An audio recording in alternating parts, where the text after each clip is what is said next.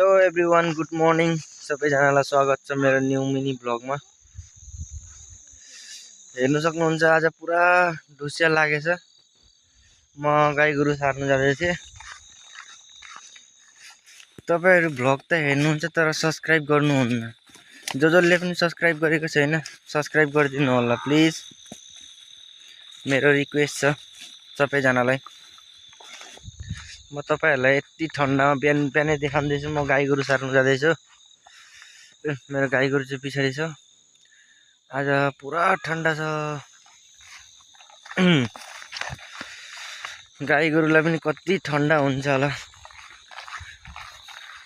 ओथमा लगाउनु पर्ने साथीहरु हेर्नु त।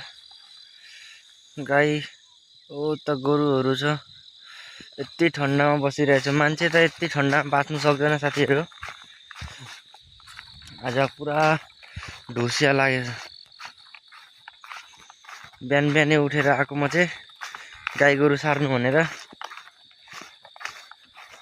नकराई आउँदैछु।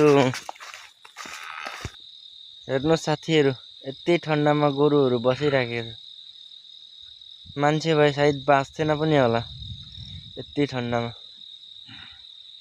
लेकिन गोरुहरु यति ठन्डामा पनि बसिरहे।